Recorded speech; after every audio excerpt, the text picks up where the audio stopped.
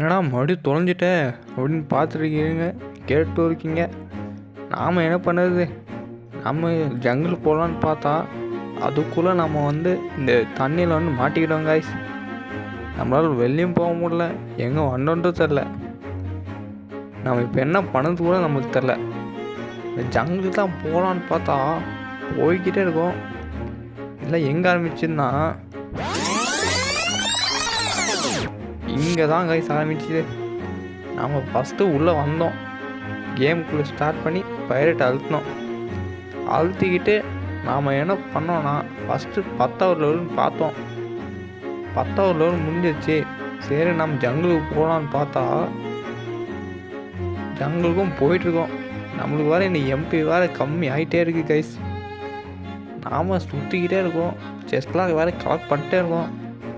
அப்படியே உள்ளே போய் நம்ம ஜங்கிளுக்கு போய் அந்த மங்கி கொஸ்ட்டை முடியலான்னு பார்க்குறோம். ஆனால் அந்த மங்கி கொஸ்ட்டு எங்கே தான் இருக்குதுன்னு நம்மளுக்கு தெரியும். ஆனால் நம்ம விளையாடுமோன்னு நம்மளுக்கு தெரியலையே. என்னடா வாய் கொள்ளுதுன்னு பார்க்குறீங்களா? அது அப்படி தான் கைஸ், அட்ஜஸ்ட் பண்ணிக்கோங்க. வீடியோ குவாலிட்டியும் அப்படி தான். இந்த ஒரே வீடியோ மட்டும்தான் குவாலிட்டி கம்மியாக இருக்கும். இதை அட்ஜஸ்ட் பண்ணி எப்படியோ பாருங்கள். நம்மளும் ஸ்டார்ஸில் அதிகப்படுத்துகிறோம் வீடியோக்கு. சரி, அந்த மாதிரி பேசினதெல்லாம் போதும். நாம் இப்போ நம்ம நார்மல் ஸ்டைலுக்கே பேசலாம் கைஸ்.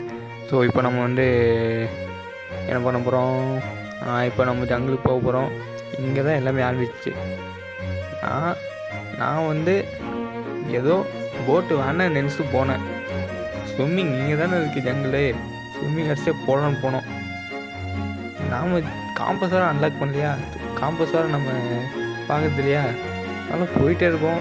ஷிப்பில் போயிட்டு நேரத்துக்கு ஜங்கிளுக்கே ரீச் ஆகிருப்போம். நம்மள்தான் கொஞ்சம் கொழுப்பாச்சு. நாம் ஸ்விம்மிங் பண்ணிட்டே போகணுன்னு பார்த்தா 10 நிமிஷம் கிட்ட இருக்கும் கைஸ்.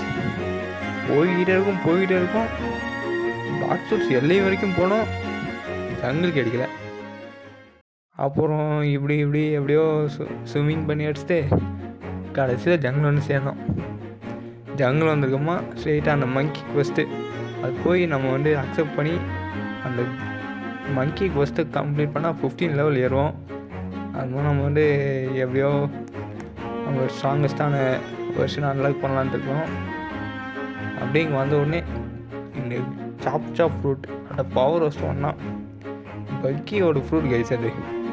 அது ஃபஸ்ட்டில் கொஞ்சம் நல்லா இருந்தாலும் இப்போ நல்லா ரீஒர்க் பண்ணி நல்லா தான் பண்ணியிருக்காங்க.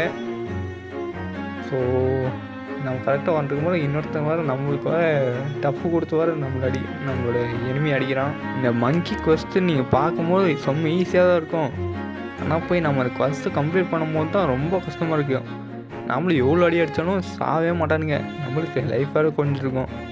அவ்வளோ இந்த பிளேயர்ஸ் வேறு நம்மளுக்கு கில் திருத்துவானுங்க.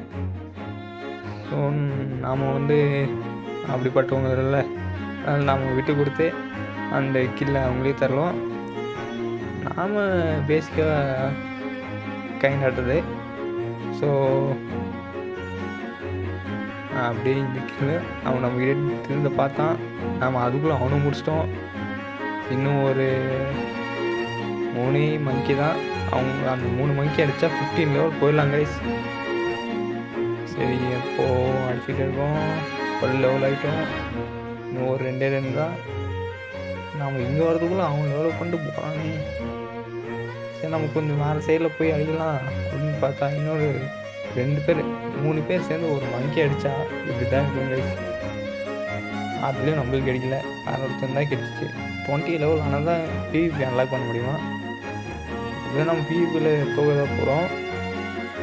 அன்லாக் பண்ணுற சுகர் பாருங்கள், அது ஒரு தனி இதுதான். ஸோ அதுக்கு இன்னும் ஒரே ஒருத்தனாங்க கைஸ். ஒரு பழமொழி இருக்குது கைஸ், நீ வேலையை ஒரு கில்லோடு எடுத்தனா கன்ஃபார்மாக உனக்கு அந்த கில்லு வராது. அதனால் நீ வேறு மங்கியை போய் அடித்து டெவலப் பண்ணிக்கோ அப்படின்ட்டு யார் சொன்னாருன்னு எனக்கு தெரியாது. நம்மளோட பேர் போட்டே நீங்கள் கமெண்ட்டில் சொல்லுங்கள், நம்மளோட இந்த பழமொழியை சொன்னான்ட்டு நம்மளுக்கு கொஞ்சம் பெருமையாக இருக்குல்ல. ஸோ அந்த மங்கி கொஸ்ட்டை முடிச்சுட்டு நம்ம 15 லெவல் ஆகியாச்சு. Bye guys.